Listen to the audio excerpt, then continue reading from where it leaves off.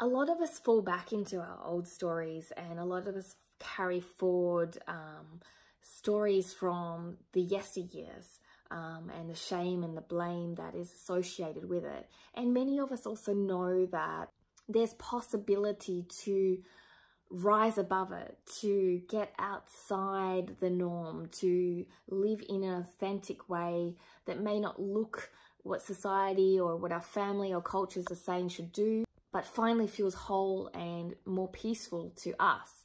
But we often fall back into our comfort zones and our old words and our old sayings and our old rhythms and patterns because it's a difficult process and it is going against the norm. Often what looks different in this world is often always criticized, blamed and shamed, and that's been done for the test of time. It's always been that way. But the question isn't exactly, what am I not doing right? Or what is wrong with me? We should be asking ourselves new questions. What if the shame and blame and challenges was teaching me something, was bringing me to a place of new strengths, of more wisdom, of more capabilities, of more powerful places to help other people who may be suffering? What if I fell further into love, and what could I do that is more loving than what I'm currently doing out of fear?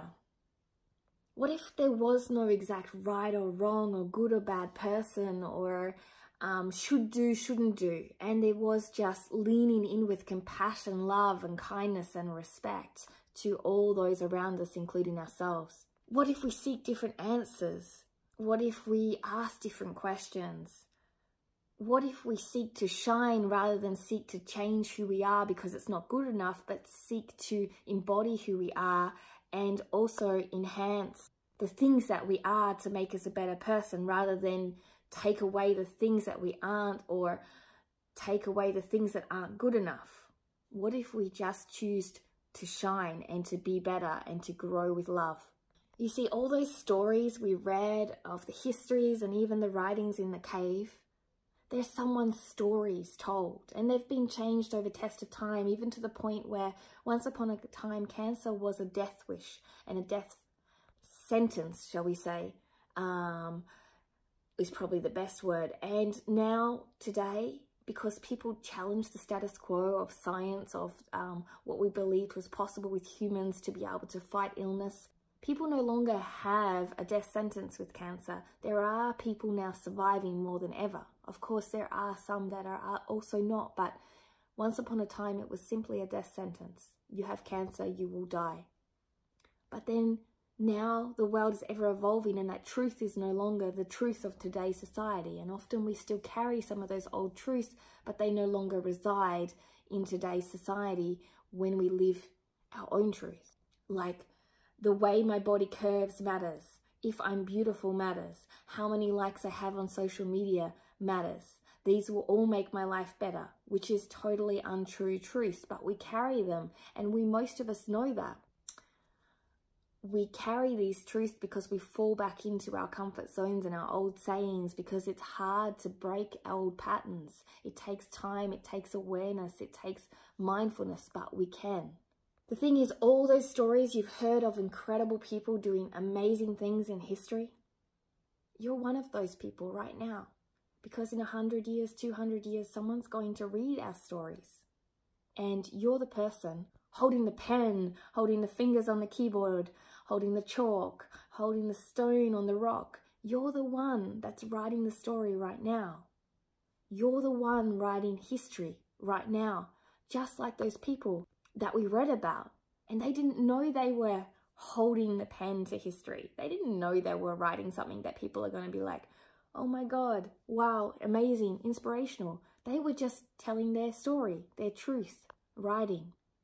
So remember that right now is going to be history one day, your history. So weave it with love, weave it with hope, weave it with courage, weave it with truth. Don't weave it with perfection and expectation and bullshit society untruths. Weave it with you, and don't be ashamed, because one day this story is going to be a light for someone. They're going to read back over. But the thing that you have to understand is you are the writer. You are the person that's going to narrate this story. And you are the only one that can decide how you weave it. Do you weave it with fear, or do you weave it with love? Most of us have grown up and been told that we're doing it wrong. But in fact, we're doing it. We're doing life. You can't do life wrong. If you're living it, you're doing life. The question is, what questions are you asking? What are you weaving your life with? Are you actively being responsible and writing your story? Or are you giving the power away to others? Are you giving your power away to things that do not serve you? Are you giving your power away to blame, regret, excuses, the challenges? Or are you actively falling into being a courageous person, showing up as you are without feeling anything other than you're doing your best? Not perfectly, like society tells you to be, but imperfectly human, the best you'll ever be. Just like all those history books of people showing up, they were imperfect humans doing the best they can ever be on that moment in time. And one day they became history, and so will you. So tell your story, because their truths helped us, and our truths will one day help another that will read them. But we have to be courageous enough to realize that our story makes a difference, and the way in which we tell it makes a difference.